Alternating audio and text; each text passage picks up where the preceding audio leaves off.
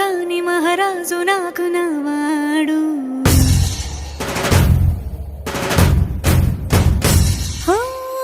మాట పెడుసైనా మనసులో వెన్న రాయిలా ఉన్నవాడిలోన దేవుడెవరికి తెలుసును నాకన్నా. సూసేకి అగ్గిరవ్వ మాదిరి ఉంటాడే నా